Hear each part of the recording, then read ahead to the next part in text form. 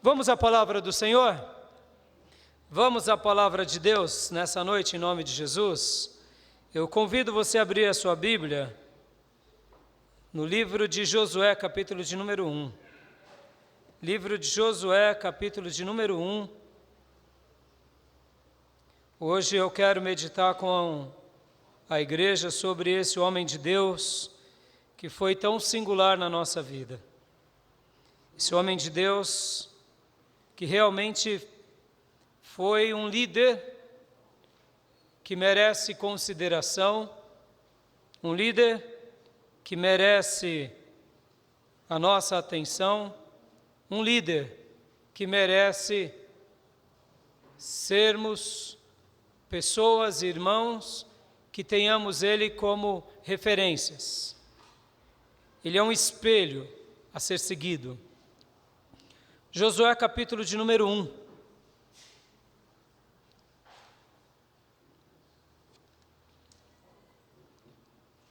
Todos acharam?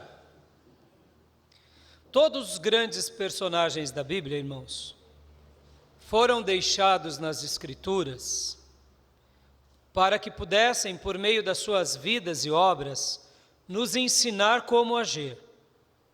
Mais do que uma lição dada, é uma vida demonstrada.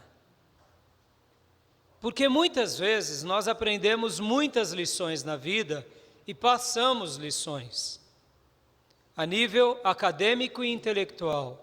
É como o pai que diz para o filho: faça o que eu te digo, mas não faz o que eu faço. Em outras palavras, ele está dizendo: olha, filho, eu aprendi, mas eu não faço. Lições desse tipo não servem para nada, a não ser para serem péssimos exemplos. Porque todos nós precisamos de exemplos e de lições que viram atos. Porque uma lição que não me torna um ato, um verbo, literalmente dizendo, uma ação, não é uma lição a ser considerada. Uma lição real é uma lição pela qual vivemos. E Josué é essa pessoa que não tem apenas palavras, mas se formos ver a sua vida e ler o seu livro, é a vida de alguém que faz como faz. E cada grande homem de Deus e cada grande mulher de Deus só se tornaram grandes homens ou mulheres de Deus pelas obras que realizaram. Podem ver que o homem mais sábio dessa terra, Salomão, no final da sua vida praticou pecados horrorosos, porque ele caiu no próprio engodo dele próprio. E a Bíblia deixa uma incógnita horrorosa sobre os últimos dias de Salomão. Por quê? Porque ele não exercitou mais o que ele um dia exercitava. Durante muitos anos da sua vida, Salomão foi um grande homem de Deus, apaixonado por Deus, que realizou grandes feitos para Deus, mas em algum momento da sua vida a vaidade entrou dentro do coração dele. E ele começou a idolatrar outros deuses, e pecou, e Deus, preste bastante atenção, Deus o castigou. Pior do que outros reis ou outros homens de Deus, é porque Salomão ainda era muito sábio. Ou seja, ele sabia muito melhor do que muitos outros onde tinha errado. Mas nós não precisamos ser sábios para sabermos onde acertamos ou erramos, porque a palavra de Deus ela é muito clara. Qualquer simples discernimento ou bom senso, ou qualquer simples consciência, faz-nos enxergar os acertos e os nossos erros. Aliás, a vida, o tato, o bom senso, nos dá esse discernimento. Saber o caminho do bem e do mal, não precisamos ser cristãos. Ser cristãos requer aquilo que aprendemos de algo mais elevado, de algo mais nobre, de algo mais especial. Então, todos os grandes servos de Deus na Bíblia são para nós, além de grandes textos, grandes temas, grandes assuntos, são grandes exemplos.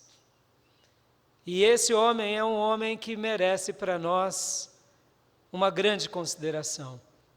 Esse é um momento na vida desse servo de Deus em que ele está prestes a realizar a última conquista dele, e talvez a maior conquista dele.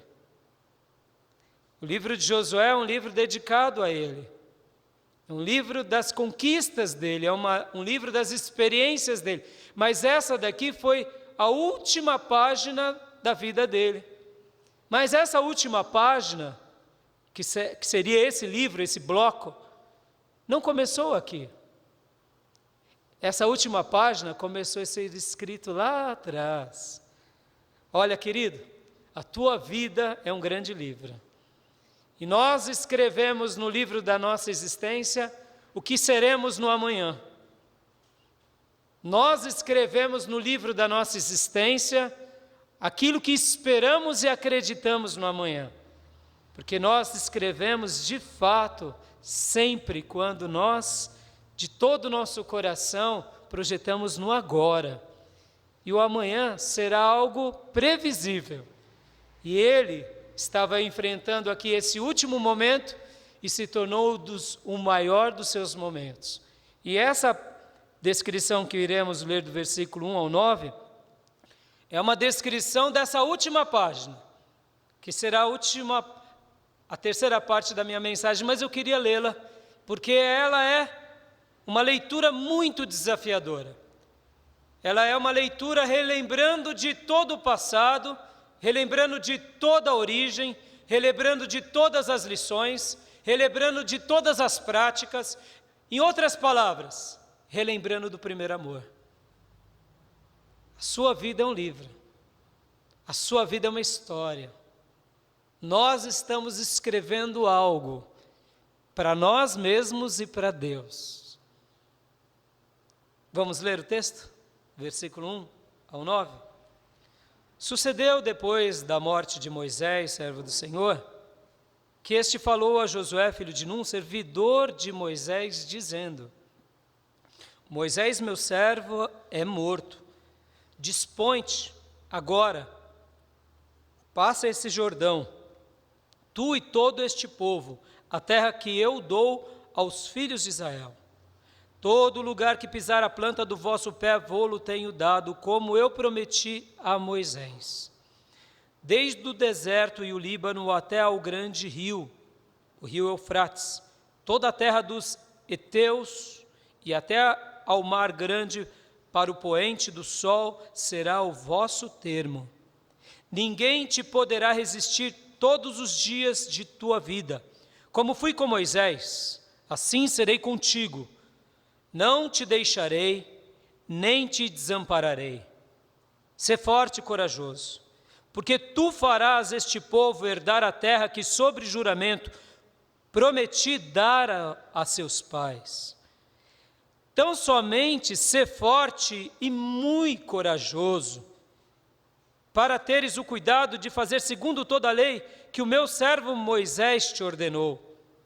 Dela não te desvie nem para a direita, nem para a esquerda, para que sejas bem-sucedido por onde quer que andares. Não cesses de falar deste livro da lei. Antes, medita nele dia e noite, para que tenhas cuidado de fazer segundo tudo quanto nele está escrito. Então farás prosperar o teu caminho e serás bem-sucedido. Não te falei eu? Sê forte e corajoso. Não temas, não te espantes, porque o Senhor, o teu Deus, é contigo por onde quer que andares. Amém. Vamos orar. Querido Deus, obrigado pela leitura da Tua palavra, e agora, Senhor, eu te peço que o Senhor derrame do Teu Santo Espírito sobre a Tua igreja, sobre a minha vida, e que a Tua palavra seja anunciada com autoridade, com intrepidez e com clareza, para que possamos, Pai, aprender o que o Senhor tem para nós, o que o Senhor espera de nós e o que o Senhor quer que façamos. Obrigado por essa porção, por esse texto tão maravilhoso, por essa promessa e pela vida do teu filho Josué, que foi, como o texto mesmo diz, um servidor de Moisés, um filho amado, um espia, um soldado, um general, um juiz de Israel, mas antes de mais nada, um servo de Deus. Em nome de Jesus, derrama do teu Espírito e Santo Espírito de Deus venha sobre todos nós, em nome de Jesus. Amém. Amém, amados?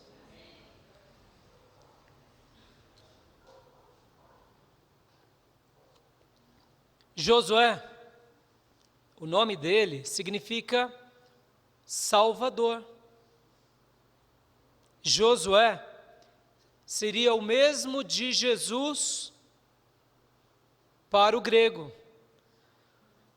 O significado é o mesmo, Josué é no hebraico e Jesus é no grego. Mas o significado de ambos é o Salvador ou aquele que salva. Josué, ele foi o servo de Deus que serviu como elo entre Moisés, o deserto, e a conquista da terra prometida. Ele foi um tipo de Cristo. Ele foi aquele que pega o povo que está no deserto e que agora conquista a terra prometida e dá uma terra que mana leite e mel a esse povo, Canaã.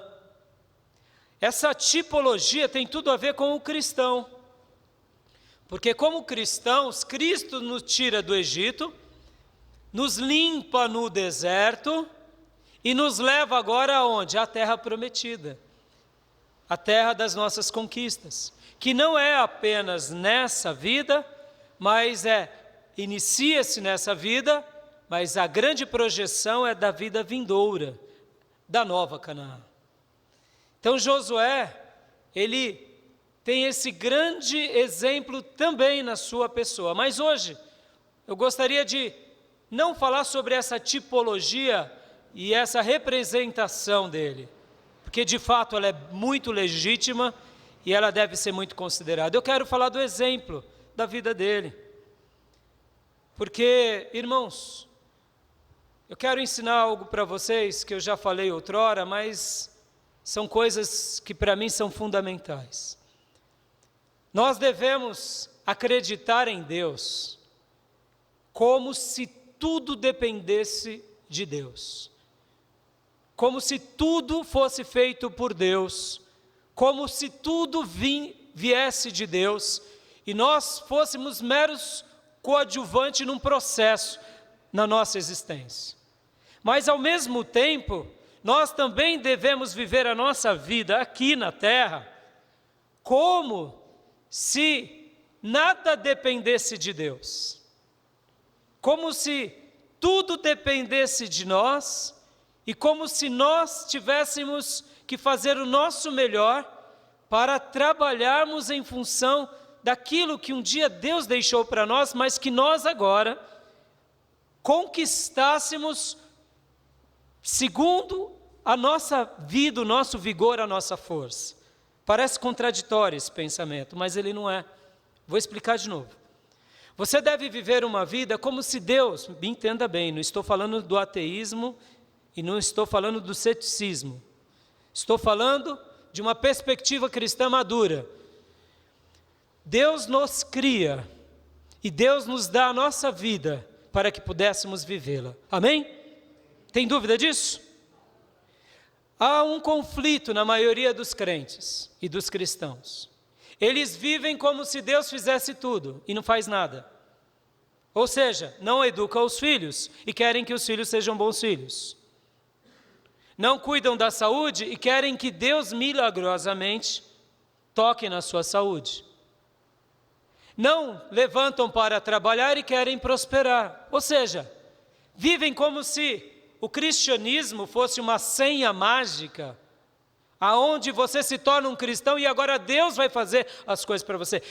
Essa ideia, ela não é cristã, ela pode ter até uma mensagem de alguns aí que são cristãos, mas é uma ideia distorcida. Deus nos cria e nos dá a nossa vida para cuidarmos e dá as nossas conquistas para conquistarmos.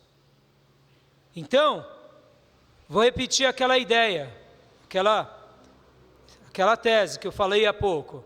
Nós devemos viver a nossa vida como se tudo dependesse da gente e nada dependesse de ninguém, inclusive de Deus. Como se fôssemos seres independentes, nesse sentido de eu vou fazer o meu melhor e eu vou dar o meu melhor, porque eu sou um ser inteligente, com competências e posso melhorar muito mais do que eu imagino. Essa é uma perspectiva humana que nós, como seres humanos, devemos ter na nossa vida, para jamais cairmos na morosidade.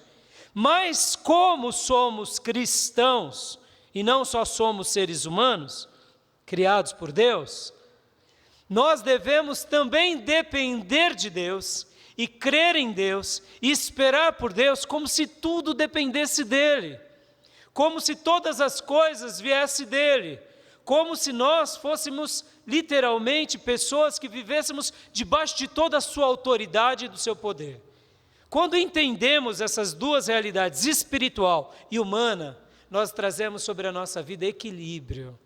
Nós não nos tornamos cristãos espiritualistas, doentios e nem humanos sem Deus. Porque aí a gente espera por Deus como se Deus fizesse tudo e nós caminhamos como se nós pudéssemos fazer o nosso melhor. Amém? Estão me entendendo, igreja? Estão me entendendo ou não? Se não tem alguém me entendendo, eu explico de novo. Eu estou falando isso, irmãos, porque muitas vezes a gente acha que tudo é obra do Espírito Santo. Tem pessoas que querem ser usados por Deus e não pagam preço.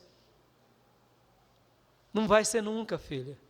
Tem pessoas que querem as bênçãos de Deus e não se posicionam como Deus quer. Tem pessoas que querem autoridade espiritual e não fazem o que Deus quer. Não, não é assim.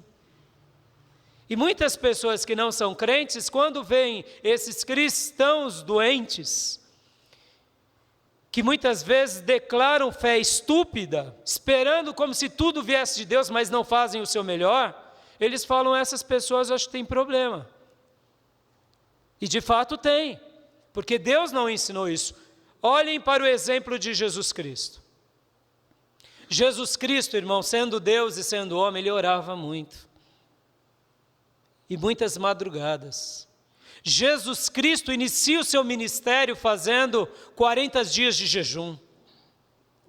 Jesus Cristo dedicava-se profundamente na lei de Deus. Ora, mas ele não era Deus, pastor? Sim, ele era Deus. Mas ele também veio aqui numa missão humana. E ele é o nosso modelo pelo qual se sacrifica ao máximo, dando o seu melhor a Deus e ao serviço do próximo. Jesus teve dores no seu corpo, profundos. Logo no início do seu ministério, ele vai à sua cidade e começa a falar, e as pessoas questionam, porque ele abre o livro do profeta Isaías e lê Isaías 61, e ali há um alvoroço e pegam pedras para apedrejá-lo, e ele foge. Jesus ali poderia ter clamado a Deus, dizendo, Deus, manda os anjos e acaba com todo mundo. Mas se ele acabasse com todo mundo, não tinha pecador para pregar o evangelho. E por que ele sai correndo? Porque ele tinha pernas, e numa hora de perigo a gente sai correndo, é assim, simples assim. A gente não declara fé estúpida. Mas na hora em que ele estava para morrer na cruz, ele enfrenta a cruz. Ele foi humilhado como homem. Foi esbofeteado, cuspido, surrado como marginal. Batido violentamente pelos soldados romanos. Ao ponto dele, mesmo tendo um corpo forte, porque ele era carpinteiro, e se pressupõe que ele teve essa criação com seu pai José, então ele era um operário como profissão. Ele chega, é surrado, é humilhado, tem uma noite extremamente sofrida, e quando está levando a sua cruz, ele está desfalecendo e aparece alguém para ajudá-lo. Por quê? Porque a sua força chegou ao seu limite máximo. E aí ainda ele vai para a cruz, e chegando na cruz, ele morre por nós. Ou seja, irmãos, quanto sacrifício! Jesus é o exemplo dessa pessoa que não tinha tempo ruim para fazer as coisas de Deus, não tinha morosidade, pelo contrário, ele é o nosso grande exemplo. Mas eu quero usar agora Josué, aqui, nesse exato momento, porque Josué, na diferença de Jesus, Jesus é o Messias, e Josué era mais um servo de Deus. Josué era esse, que vivia dando o seu melhor como se tudo dependesse dele, e acreditava em Deus como se tudo viesse de Deus. Uma última explicação para eu ir para os meus pontos. Notem, quando você dedica o seu melhor e faz o seu melhor, você terá o mérito das recompensas da sua vida. E quando você depende de Deus, como se tudo dependesse dele, tudo que acontecer de uma forma que você ou eu não compreenda, é porque Deus assim o quis, simplesmente. Pastor, mas me explica um pouco mais isso. É simples, irmão. Quando você nasceu? Você nasceu quando Deus quis te gerar no ventre da sua mãe. Você nasceu. Ali você foi gerado como um ser vivo. E você nasceu numa data. E o seu dia da sua morte, da minha morte, está no livro de Deus. Em outras palavras, dependemos dele. Nós temos um DNA, uma tipologia específica, não depende de você. Você pode melhorar um pouquinho o cabelo, melhorar um pouquinho o rosto, melhorar um pouquinho o corpo, mas o biotipo veio de Deus para você como um presente. E você tem uma missão a cumprir nessa terra. Então Deus tem uma vida espiritual abundante para você, e Ele te deu tudo isso para que você e eu conquistemos, amém? Quando eu entendo isso, irmãos, eu saio da zona de conforto, e eu começo a me posicionar como Deus quer que eu me posicione. Para quê? Para que eu possa conquistar as minhas terras, as minhas promessas, os meus e os seus inimigos, e os vençamos no nome do Senhor. Eu vejo na vida desse grande homem de Deus 3 fases da sua vida, 3. Notem, ele aqui, ele está como um servidor de Moisés, mas aqui ele já é o líder de Israel. Aqui ele já foi condecorado como um juiz, como um profeta. Ele aqui já está numa posição de proeminência, ele já é um figurão, mas ele nem sempre foi um figurão. A primeira fase da vida de Josué, a gente vê ele, sabe aonde, irmãos? Lá atrás.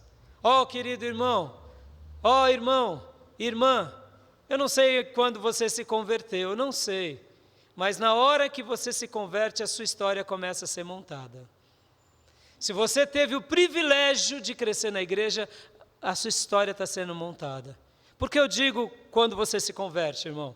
Porque muitas vezes a nossa vida é uma vida ante Deus até a conversão, e da conversão em diante é o que vai valer a pena, porque as coisas velhas ficaram para trás e eis que tudo se faz novo, amém, irmãos? Porque muitas vezes você pode ter errado tanto na sua vida, ter feito tantas coisas erradas, amado errado, ter pensamentos errados, ideologias erradas. Então, realmente, é claro, a sua história, o seu DNA, o seu caráter foi montado até o dia da sua conversão, é óbvio. Aliás, está sendo montado até agora. Mas é óbvio que uma nova história começa na nossa vida quando? Na conversão.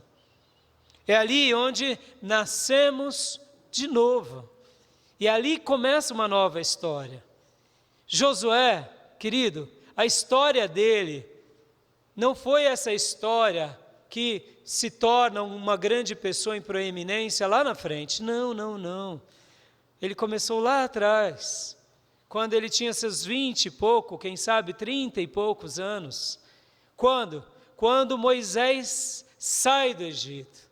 Quando Moisés sai do Egito, ele já sai com Moisés. E ele era essa pessoa apaixonada por Deus, que cria em Deus, que confiava em Deus. E ele, mesmo antes de qualquer coisa, já batalhava nas missões do exército de Deus. Notem bem, ele era uma pessoa que estava disposto a morrer pelo Deus que servia. Essa é a primeira fase dele. Essa é a primeira fase dele. Ele não estava tendo um cristianismo ou um hebraísmo, porque ele era hebreu aqui, o cristianismo só depois com Cristo, mas ele não estava vivendo aqui a sua fé como apenas uma conveniência. Eu vou à igreja porque é conveniente, é um bom lugar para criar meus filhos. Não, ele estava disposto a morrer pelo Deus pelo qual ele servia. Então a primeira fase dele é essa, de ser um soldado, de ser uma pessoa apaixonada por Deus, de ser uma pessoa que ouvia o seu líder e considerava as palavras dele e, antes de mais nada, as obedecia. Abra comigo a sua Bíblia em Êxodo 33, 11.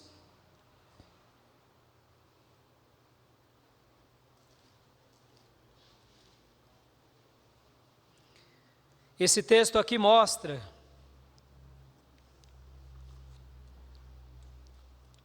quando Moisés entrava diante da presença do Senhor,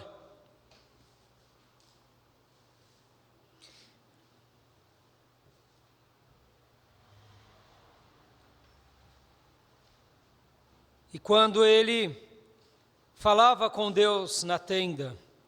A palavra de Deus diz que Deus falava com Moisés face a face. E aqui no versículo de número 11 fala algo maravilhoso. Vamos ler a partir do versículo 7. Ora, Moisés costumava tomar a tenda e armá-la para si, fora, bem longe do arraial, e lhe chamava a tenda da congregação. Todo aquele que buscava ao Senhor saía à tenda da congregação que estava fora do arraial. Quando Moisés saía para a tenda fora, todo o povo se erguia, cada um em pé à porta da sua tenda, e olhavam pelas costas, até entrar ele na tenda. Uma vez dentro, Moisés da tenda, descia a coluna de nuvem e punha-se à porta da tenda, e o Senhor falava com Moisés. Todo o povo via a coluna de nuvem que se detinha à porta da tenda. Todo o povo se levantava, e cada um, à porta da sua tenda, adorava ao Senhor. Olha que cena maravilhosa, irmãos. Olha que cena maravilhosa. O povo de Israel, aquela quantidade enorme de gente que saiu do Egito, agora lá no deserto. Cada tribo tinha sua dimensão e tinha a tenda, o tabernáculo. E aqui Moisés, quando entrava na tenda, acontecia algo extraordinário, acontecia um milagre. Todos se levantavam em respeito a esse líder, e ali a coluna de nuvens se detinha na porta da tenda. Imagine essa cena, irmãos. Imagine. Porque Deus fazia questão de fazer com que a sua presença fosse visível e quase palpável, mas visível numa coluna de nuvem, para demonstrar: eu estou nesse lugar, eu habito nesse lugar, eu separei esse povo, vocês estão no deserto, mas eu cuido de vocês. E essa nuvem ficava sobre o tabernáculo. Pensem num sol escaldante. Irmãos, o deserto, essa região aqui entre o Egito e Canaã, geralmente num dia quente chega entre 40 e 50 graus. E por ser areia, a temperatura sobe muito rápido. E durante a noite, ela sai de 40 graus, 50, depende dos meses, e ela vem para quase zero menos, porque a areia não segura a temperatura. É por isso que o povo dos desertos, até hoje, usa muito o quê? Muito pano. O pano serve para quê? Para proteger dos raios solares e também durante as noites para se esquentar de uma noite fria. Mas olha só esse episódio, um povo vai para o deserto e lá se estabelece por 40 anos e milagrosamente Deus manda comida todos os dias. Milagrosamente Deus manda bebida. Milagrosamente Deus cuida desse povo. E milagrosamente durante o dia uma nuvem para sobre o tabernáculo e uma coluna de fogo durante a noite.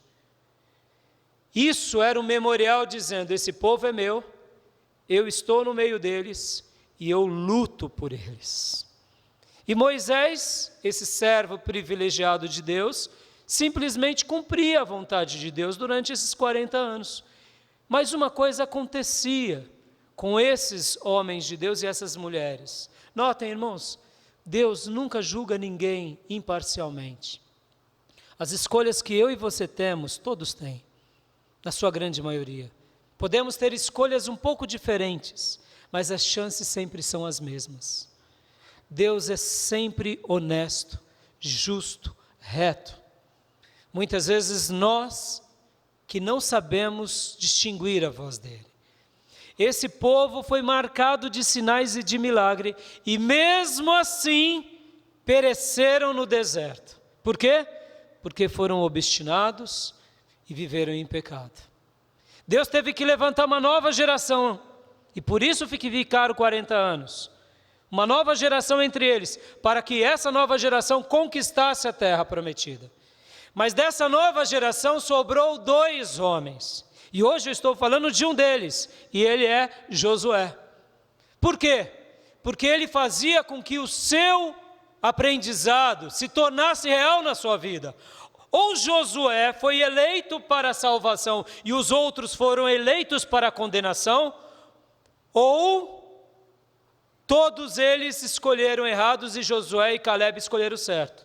Eu acredito que Josué e Caleb escolheram certo e todo o povo de Deus foi eleito sim para herdar as promessas de Deus. Quando nós não herdamos as promessas de Deus, é porque nós não obedecemos aquilo que Deus tem para nós. Porque, irmãos, uma das coisas mais lindas do cristianismo e de toda a promessa de Deus é que Deus contempla a nossa vida e a nossa fé. Isso é inquestionável. Você pode viver num lar onde ninguém crê em Deus, e você crê e você será recompensado pelo Senhor. Amém, irmãos? Deus, Ele julga-nos coletivamente como igreja, mas individualmente como pessoas. E as suas bênçãos serão recebidas, e as minhas, se nós obedecermos. Mas se nós não obedecermos, os que obedecem são abençoados, e os que não obedecem são punidos. Deus criou isso para mostrar que o método dele é um método de um ser supremo que julga todas as coisas de uma forma muito especial. Josué não era melhor do que todo Israel, apenas Josué sabia obedecer de uma forma muito especial. E agora, no versículo 11, já dá uma centelha do que ele fazia. Notem, falava o Senhor a Moisés, face a face, como qualquer fala ao seu amigo. Então voltava Moisés para o arraial. Porém, o moço Josué, seu servidor, filho de Num, não se apartava da tenda. Aqui, seu moço, quantos anos ele tinha? 20 e pouco? O rapagão, barba nascendo ainda? Não sei, não me recordo. Mas uma coisa o texto diz, ele ficava na tenda. Mas ele não era somente um teólogo, ou simplesmente um discípulo, ou simplesmente um a mais que ficava na tenda, porque a tenda é um lugar maravilhoso. Ele estava também nos campos de batalha. Abra sua Bíblia em Êxodo 17:10. Pouquinho antes dessa experiência. Uma luta do povo de Israel contra Amaleque. Olha só, Amaleque vem e peleja contra Israel em Refidim. 17:9. Com isso ordenou Moisés a Josué: escolhe-nos homens e sai e peleja contra Amaleque. Amanhã estarei eu no cume do outeiro, e a vara de Deus estará na minha mão. Fez Josué como Moisés lhe dissera e pelejou contra Amaleque. Em outras palavras, Josué, ele era alguém que amava a Deus, ficava na casa de Deus, fazia da casa de Deus e da tenda de Deus a sua casa, mas era alguém que estava também nos campos de batalha. Moisés disse: olha, Amaleque está vindo contra nós. Josué, escolhe os homens e vai à peleja, porque eu vou subir no cume do monte, porque eu com 80 e poucos anos, possivelmente aqui Moisés já tinha mais de 80, porque ele começa o ministério dele com 80. Moisés já não tinha mais condições físicas para isso, e a missão dele era livrar o povo do Egito e levar para Canaã. Mas agora ele diz para Josué: vai lá para Josué, e eu vou subir no cume do monte, e vou ficar ali com a vara de Deus na minha mão, ou seja, vou ficar orando. E Josué fez como Moisés tinha ordenado. Ou seja, a primeira fase desse homem de Deus, a primeira fase dele não começou lá na frente, irmãos. Ó, irmãos, a nossa vida e a nossa história, ela é contada nas pequenas coisas. Jesus disse assim que como nós somos nas pequenas coisas, Ele nos daria as coisas maiores. Seja fiel no pouco, que eu te concedo coisas maiores. Deus não está preocupado em fidelidade de grandes coisas. Deus quer ver as nossas microfidelidades. Sabe por quê? Porque são nas micro coisas que nós construímos o nosso caráter, que nós realmente demonstramos o que cremos, por onde cremos e o que fazemos. Ele amava Deus, ele estava na presença de Deus, ele amava o seu líder e ele aprendia com o seu líder. Mesmo quando o seu líder voltava para casa, ele ficava ali. Moisés, quando sobe para o monte, Josué vai até um certo determinado ponto e Moisés diz: fica aqui, não sobe para cá não. E ele não vai além. Por que ele não vai além? Porque ele sabia obedecer, amados. Um dos princípios mais tremendos que Deus nos deixa de autoridade na igreja é de submissão. Quer ter autoridade espiritual, irmão? Seja um submisso. Seja submisso a quem Deus pôs sobre a tua vida e receba do Senhor a autoridade. Filipenses capítulo 2, a Bíblia vai falar que Jesus, mesmo sendo Deus, não usurpou o seu direito de Deus, mas ele se sujeitou ao Pai sobre todas as coisas, e Deus o deu a maior autoridade sobre todas as autoridades. E toda língua e todo joelho vai confessar que Jesus é o Senhor, ou seja, o ser de maior autoridade no universo, porque ele se sujeita ao Pai, cumpre a missão do Pai. Irmãos, no mundo isso pode ser algo que não sirva, e é verdade. Porque no mundo você pode ter talvez persuasão, força, dinheiro, aptidão, e você ali então, você com essas virtudes humanas possa até triunfar como líder. Mas no reino de Deus não é assim. Jesus mesmo disse que aquele que quer servir na igreja tem que ser o servo. O servo que realmente ama, como domingo passado eu falei sobre o culto onde Jesus lava os pés dos apóstolos. Ele nos deixou claro que no meu reino é assim, nos outros reinos não. Entre nós, cristãos, o grande servo de Deus, ele não só serve porque está em destaque, ele serve porque ele ama servir. Ele serve a todos, não pelo título, mas pela maneira de poder amar e servir a cada um. Jesus nos deixa essa lição, e Josué aqui vai mostrando o seu caráter, a sua paixão por Deus, a sua obediência e a sua coragem. E agora, Moisés dá uma segunda fase a ele, dá uma segunda prova a ele, que vai formar esse grande homem de Deus. Abra sua Bíblia agora em Números, capítulo de número 1, ou melhor, Números 13. Números capítulo de número 13.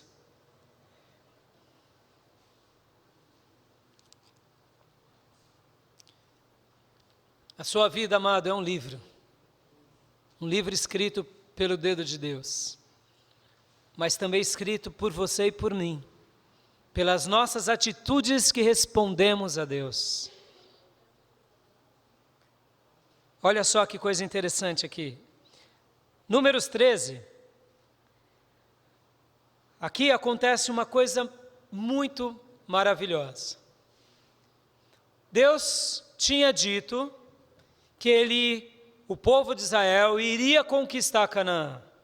Então Deus seleciona 12 espias, ou seja, 12 pessoas de 12 tribos, que tinham funções especiais e que iriam espiar a terra, ou seja, fazer o papel de um espião mesmo, um espião para conquistar Canaã. Aqui Josué, notem, eram 12. Ou Deus é injusto, presta bastante atenção no que eu estou falando, hein?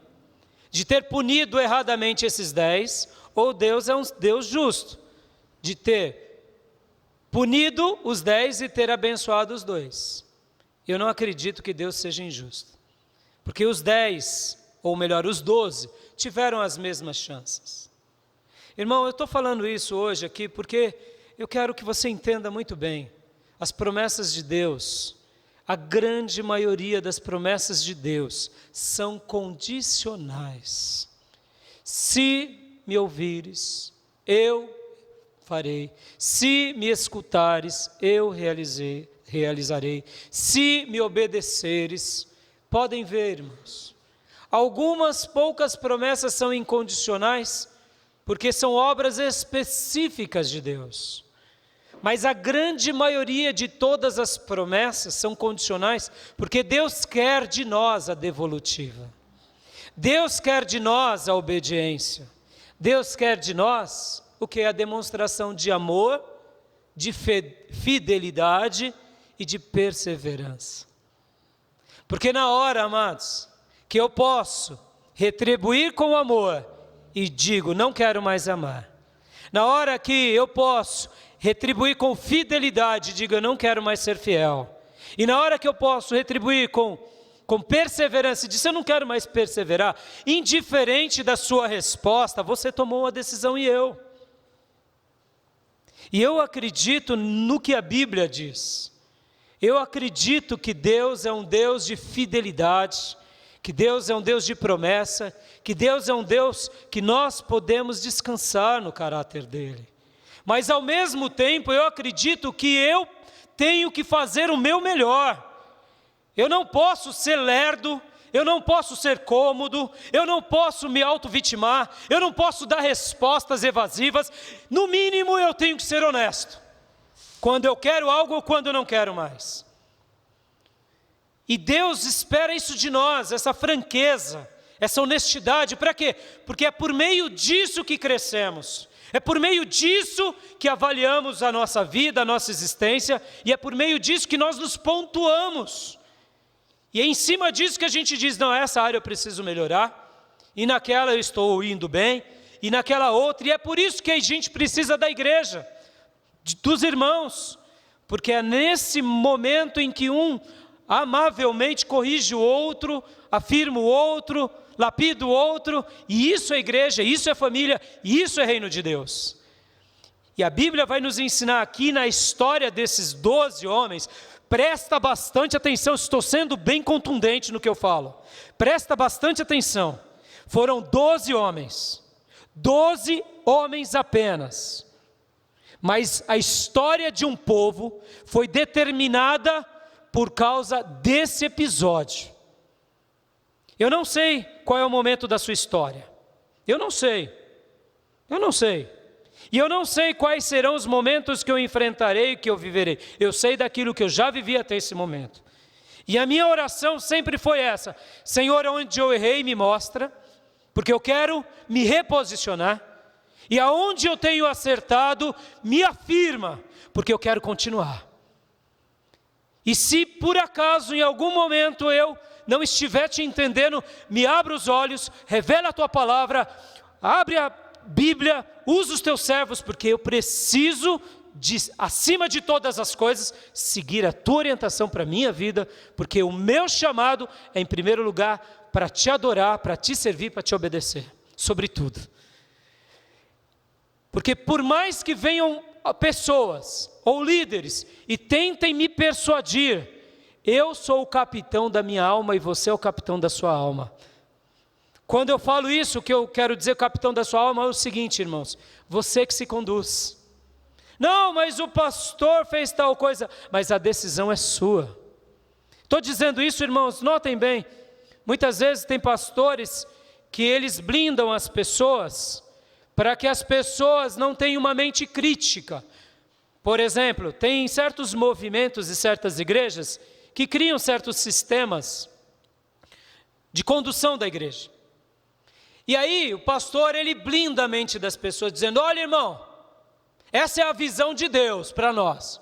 Se você questionar, você está duvidando do Espírito Santo. Aí o irmão já fica com medo de duvidar, porque o pastor está falando aquilo, é a autoridade da igreja. E aí a pessoa, ela vê que muitas vezes o discurso e a condução do pastor está indo por um outro caminho, e ele fala, mas e agora se eu for falar? Aí essa pessoa vai e se dirige ao pastor ou à liderança, e todo mundo já olha com aqueles olhos arregalados, dizendo, irmão, você precisa de orar mais. Porque a irmã está usando da mente carnal, e o irmão também. E aí a pessoa se sente oprimida, ou seja, eu tenho que entrar nessa caixa fechada. Irmão, a única caixa que você tem que entrar, que não é caixa, é na Bíblia Sagrada. Essa você não pode abdicar nunca da sua vida, amém? Você e eu temos um compromisso com ela. Questionar, irmãos, isso deve ser assim o tempo todo, a vida toda, amém, queridos? Você tem toda a autoridade de questionar qualquer coisa. A única coisa que é a última palavra é a Bíblia para as nossas vidas, aleluia. Aí diante disso a gente para, consente e obedece, amém? Por isso que eu amo pastores que não escravizam o seu rebanho. Quando eles têm um modelo de igreja, eles têm o seu modelo de igreja e eles jogam muito abertos a sua igreja. E diante disso eles dizem, olha irmão, se você não compactua com esse modelo, ótimo. Tenha a bondade de procurar um ministério que você se enquadre. E eu acredito nisso, queridos, que um pastor, ele é o guia do rebanho, mas ele não é o dono do rebanho. Ele é alguém que conduz o rebanho, mas ele não é a última palavra do rebanho, no sentido assim, tem que ser do meu jeito, porque a última palavra, irmãos, está na Bíblia. É claro que o pastor, o líder, a liderança é a autoridade da igreja, e o pastor principalmente. Mas aqui nesse episódio fica clara que a história de muitas pessoas foram mudadas, porque elas deram ouvido àqueles que não poderiam dar ouvidos. E quando eu sou emblemático em dizer isso, você é o capitão da sua alma, você escolhe o que você deseja, e você vai chegar aonde você escolheu. Mesmo que você diga assim, pastor, mas eu fui iludido, eu fui ludibriado, peça perdão para Deus, retome a sua vida, simples assim. E aqui essa questão ela é tão forte, tão contundente, amados, que ela se propaga até nos nossos lares. Por que isso? Porque a Bíblia vai falar que Deus condena Sodoma e Gomorra, e sai Ló, suas filhas e sua esposa, e Deus pune a esposa de Ló, mas não pune Ló nem as suas duas filhas. Por quê? Porque Deus é um Deus de justiça. Mesmo você sendo de uma família, lembre-se disso, a sua salvação é individual, as suas escolhas são individuais. Então, se o teu pai está escolhendo um caminho de erro, você não precisa escolher um caminho de erro por causa dos pais. Se a esposa está escolhendo o caminho de erro, você não precisa escolher o caminho de erro por causa da sua esposa. Se é o marido que está escolhendo o caminho de erro, você não precisa seguir o caminho do seu marido. Se é o seu pastor que está escolhendo o caminho de erro, vocês não precisam seguir o seu pastor, porque nós somos capitão da nossa alma. Amém, igreja? Está bem claro nisso? Vocês entendem aqui o que eu falei no início? Como dependermos de Deus, como se tudo dependesse dEle, esperássemos por Ele, porque isso é fé. Mas fazermos o melhor de nós, como se tudo dependesse de nós. Por isso que a sua salvação é individual. Por isso que as nossas conquistas são individuais. Por isso que Deus vai te recompensar individualmente. Nesse episódio aqui, Deus manda, por meio de Moisés, 12 espias para espiar a terra. E quando eles voltam e eles dizem um relatório, eles dão os relatórios. E entre esses 12, lá no versículo de número 16, está também quem? Josué. Leiam comigo. São estes os nomes dos homens que Moisés enviou a espiar aquela terra. E a Oséias, filho de Num, Moisés chamou Josué. O nome de Josué não era Josué, era Oséias. Deus muda o nome dele. Por que Deus mudou o nome dele? Porque ele era uma pessoa especial. Deus sempre muda o nome de pessoas especiais. Deus tem uma obra quando ele muda o nome de alguém. Foi assim em todos os episódios da Bíblia. E aqui eles prestam um relatório do versículo 25 em diante. E aí o que acontece? Resumindo a história, essa história está também em Deuteronômio capítulo 1. Eu faço questão que vocês leiam em casa. Quando esses homens voltaram e falaram assim, olha Moisés, versículo 17, vamos ler. Enviou-os, pois, Moisés a espiar a terra de Canaã, disse-lhe, subi ao Neguebe, penetrai as montanhas, vede a terra tal qual, e o povo que nela habita, e se é forte ou fraco, se poucos ou muitos, e etc, etc e tal. Aí eles foram. Quando eles voltam no versículo de número 25, acontece uma coisa muito, muito interessante. Os 10 homens chegaram e falaram assim, não vamos lá, porque são homens armados, são homens perigosos, e nós seremos destruídos porque Jericó é uma grande cidade armada e a gente está perdido. Mas Josué e Caleb disse, não, a terra é boa, a terra tem coisas maravilhosas e Deus nos prometeu a terra. Deus disse que iria nos dar a terra. Deus falou para nós que aquele lugar é um lugar que mana leite e mel. Então vamos para lá e vamos conquistar, porque Deus vai garantir. Porque afinal de contas, olha que coisa linda aqui. Moisés, ele não podia ter usado só da fé aqui? Para que espia? Não era o grande homem de Deus que orava? Não era o grande homem de Deus que tinha todas as leis de Deus na sua mente e no seu coração? Eram. Não é porque ele manda espia, irmão, porque Deus espera de nós os nossos melhores. Mandar espia, pesquisar, depende de nós. Levantar cedo para ir trabalhar, depende de nós. Mas lutar a luta de Deus, depende de Deus. E aqui, Moisés confiou tanto em Deus, mas ele fez o seu melhor. E aí, quando vem o relatório, o que Moisés poderia falar? Olha, gente, paramos aqui, Deus, eu não vou fazer mais nada. Foi isso que Moisés fez? Não. E Josué? Também não. E Caleb? Também não. Vejam comigo o versículo de número 30, olha só.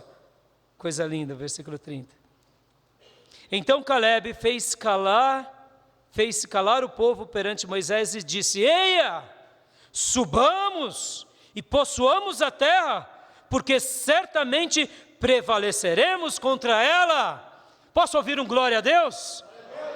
Os 10 ali falando, não tem jeito. E vem então Caleb e Josué, e aqui no caso foi Caleb, e diz, eia, ou senão, como diz o nordestino, oxe, vamos lá, essa terra é nossa, o que vocês estão esperando? Vamos possuir, porque certamente prevaleceremos contra ela. Ou como diz o mineiro, uai, não sei, ele falou eia, não sei, né? O baiano, oxente, sei lá, aí vai, né? Ele aqui deu o seu grito de, vamos parar com isso. Mas o que acontece? Agora presta bastante atenção, irmãos. Vamos lá agora para Deuteronômio capítulo de número 1. Deuteronômio capítulo de número 1. Quero ler alguns versículos com os irmãos. Olha só que coisa interessante. Do versículo 16 em diante.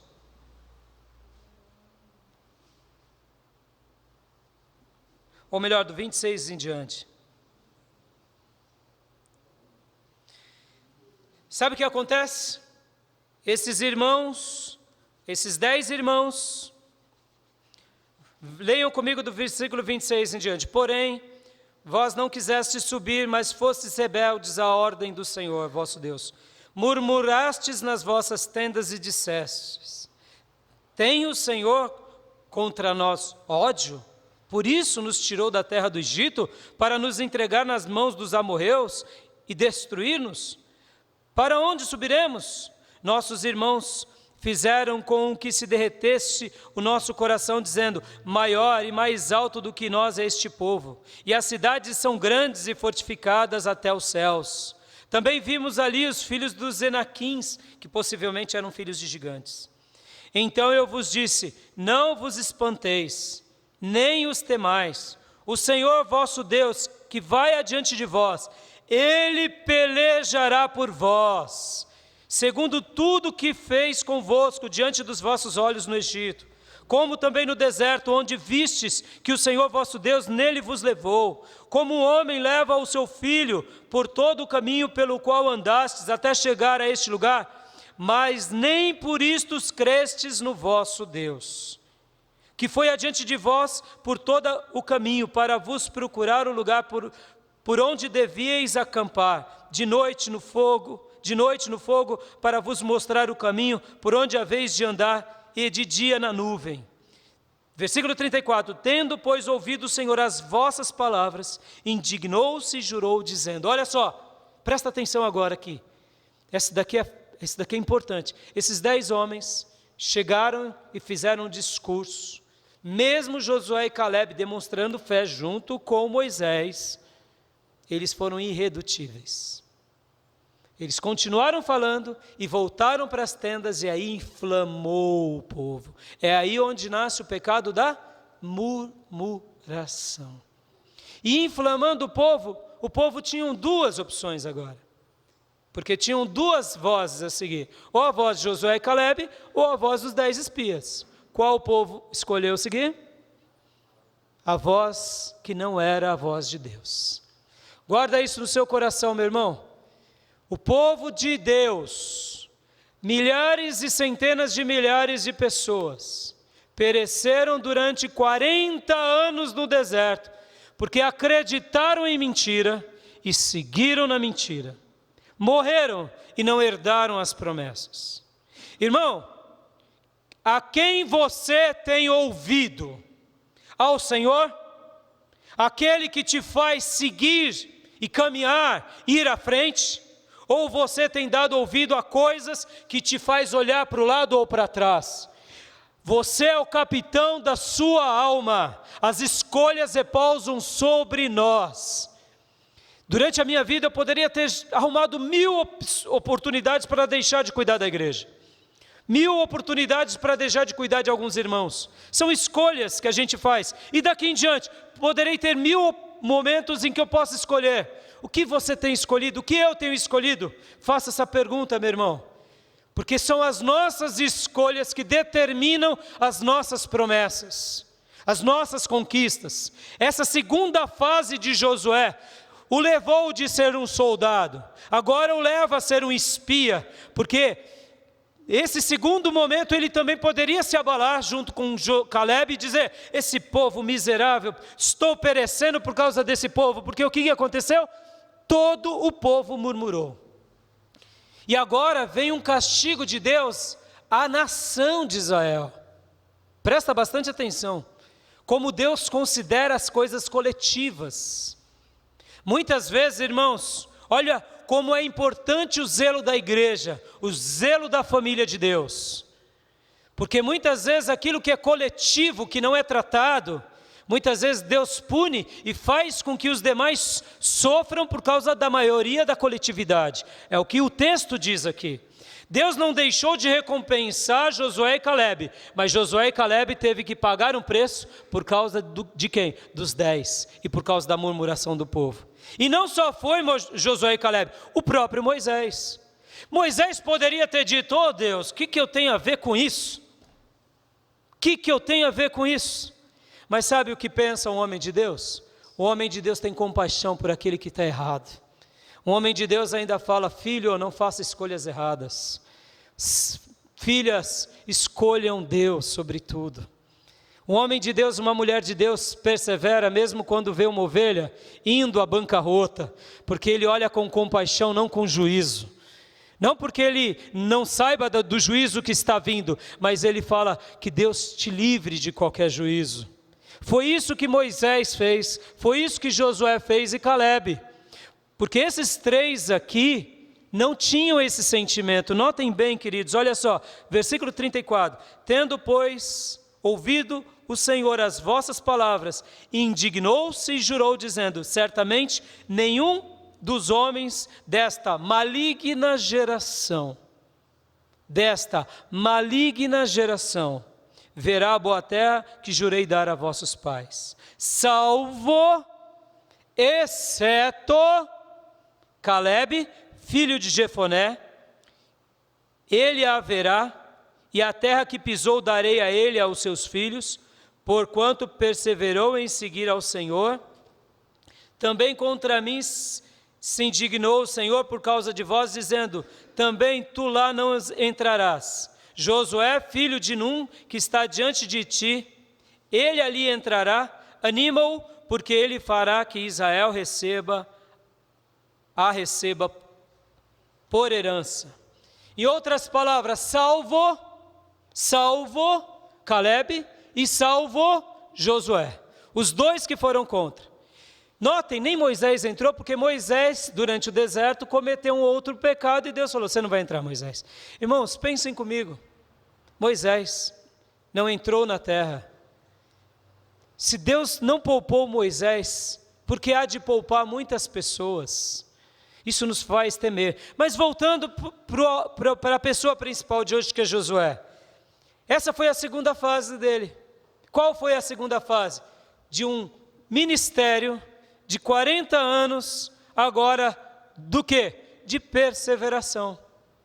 Ele era um espia, ele era um soldado, ele se torna agora um general, e ele continua sendo o quê? Um servo. De quem? De Moisés, um servidor. Se ponha no lugar de Josué nesse momento. Qual seria a sua atitude? Eu deduzo que muitos de nós oraríamos assim: Senhor, me recolhe, por favor, não quero entrar não, Senhor. Há 40 anos eu vou perecer. Depois vocês vão ver que Deus coloca 40 anos de castigo, porque foram 40 dias que demoraram com relação à viagem dos espias. E tem uma relação de cada dia de murmuração dos homens com relação ao ano. Então, para cada um dia, Deus fez com que virasse um ano.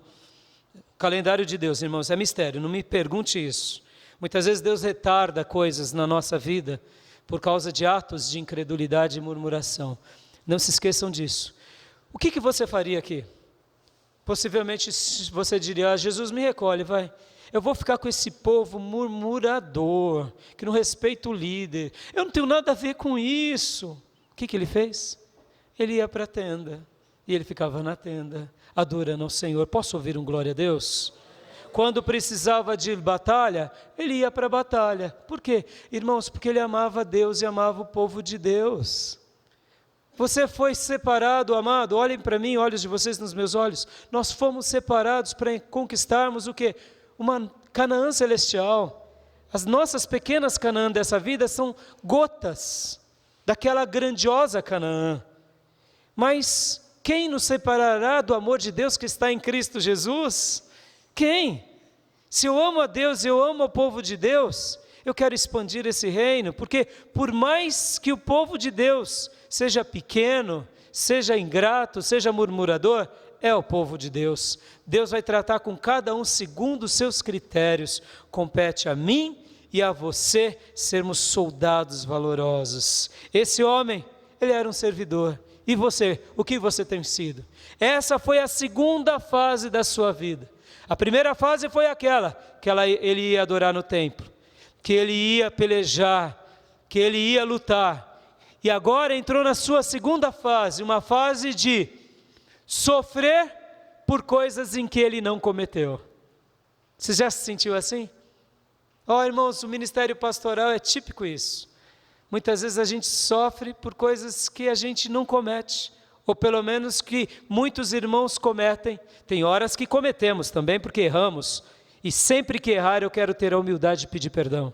Mas o que eu quero dizer, muitas vezes a gente vê situações que são mal resolvidas e a gente sofre.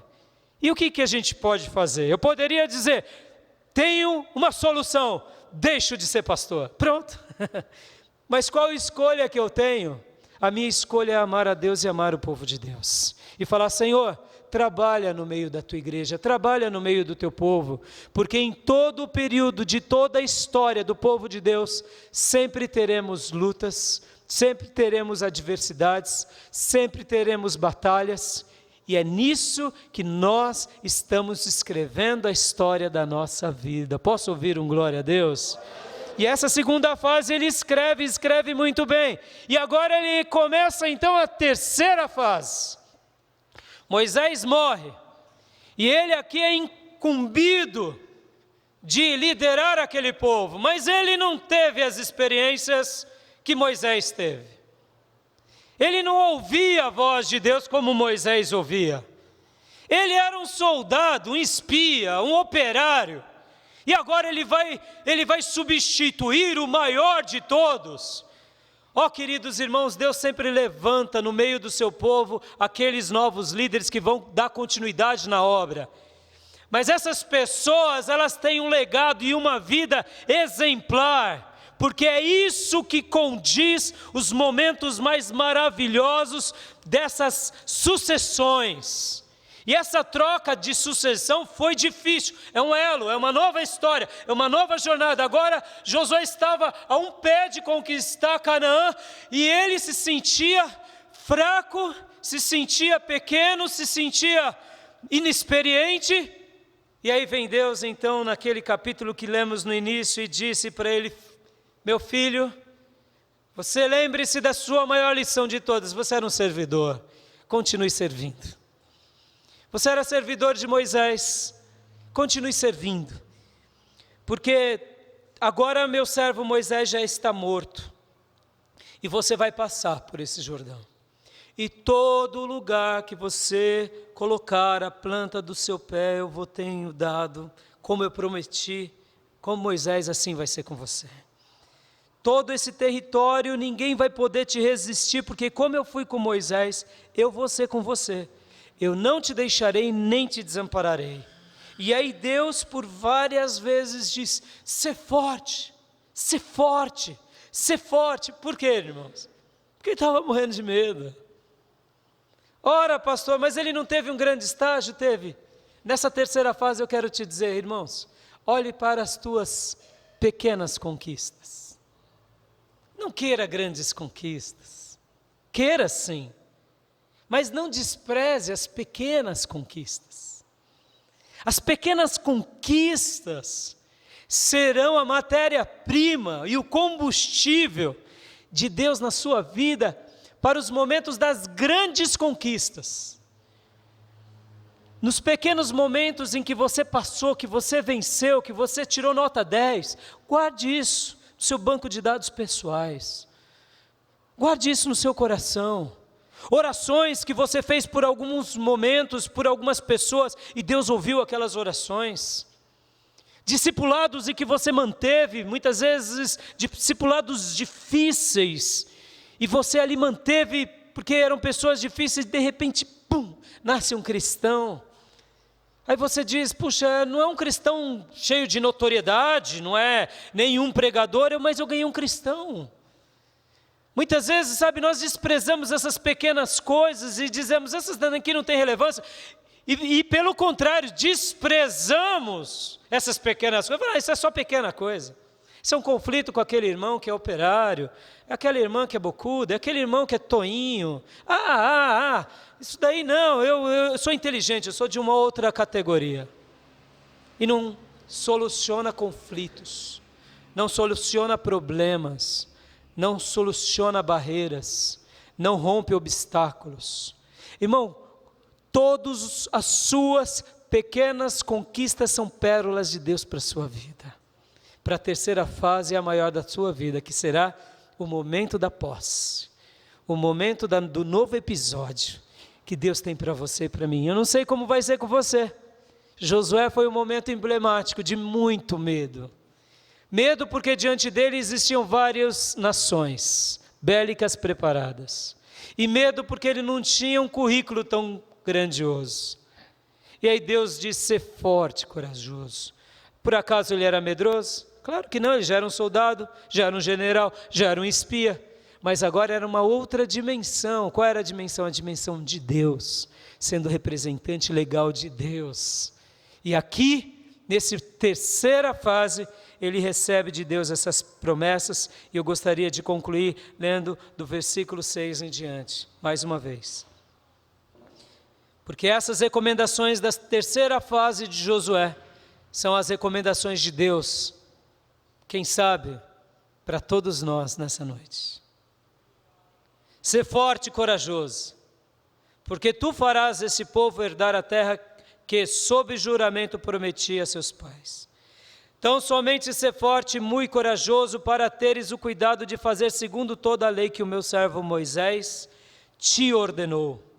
Dela não te desvies, nem para a direita nem para a esquerda, para que sejas bem-sucedidos por onde quer que andares. Não cesses de falar deste livro da lei, antes medita nele de dia e de noite, para que tenha cuidado de fazer segundo tudo quanto nele está escrito. Então farás prosperar o teu caminho e serás bem-sucedido. Olha só as recomendações da terceira fase de Josué, irmãos. Essa foi a instrução de Deus. Guarde a lei de Deus, conserve a lei de Deus, não negocie com a lei de Deus, não se desvie, não pegue atalhos, nem para a direita nem para a esquerda. O que Deus mandou, faça, o que Deus pediu, cumpra, o que Deus falou, realize. Ó, queridos irmãos, quantas vezes eu vejo tantas pessoas naufragar na fé, porque elas negociam com a palavra de Deus, em tudo. E como é maravilhoso ver o oposto, ver algumas pessoas triunfar, porque elas não negociam com a palavra de Deus. Eu faço essa pergunta para você, porque ela o faço para mim. Eu tenho negociado com alguma coisa que vem de Deus? Deus tem me pedido algo na sua palavra que eu não tenho cumprido? Ó, querido irmão, não negocie, não ache subterfúgios, não ache desculpas. Nós estávamos aqui numa vigília, na nossa última vigília, e um dos irmãos, ao lermos um assunto que foi o tema da nossa reflexão, ali a gente comentava, ele disse assim: sabe, irmãos, nós temos essa natureza de muitas vezes justificar o outro, porque justificando o outro, a gente justifica os nossos erros também. Ó, queridos irmãos, isso pode funcionar para mim e para você, até no âmbito da religião, mas isso não funciona para Deus. Eu posso te convencer e te dar respostas, e você pode chorar comigo, e juntos podemos se lamentar pelas nossas mazelas. Mas se Deus disser que nós estamos se desviando para a direita ou para a esquerda, ai de nós.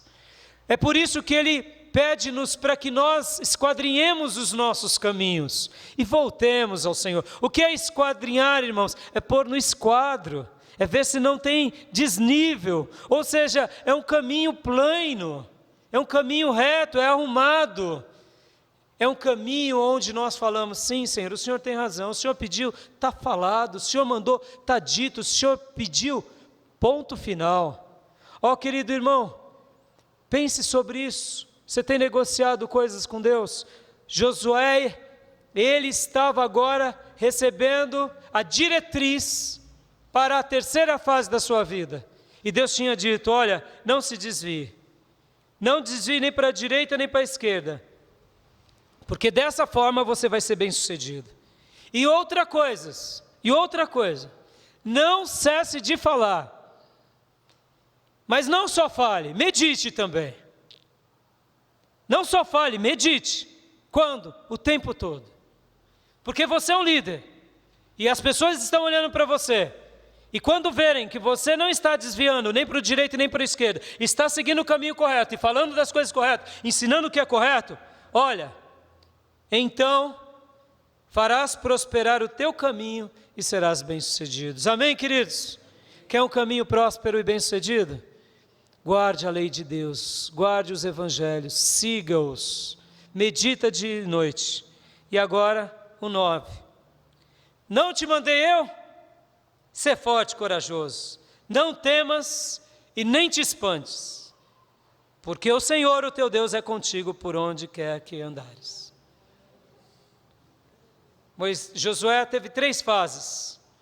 A primeira fase, como um pupilo, apaixonado por Deus e pelo reino de Deus. A segunda fase, como um soldado, um espia, que enfrenta um grande enfrentamento com os seus próprios homens e povo, e não desfalece.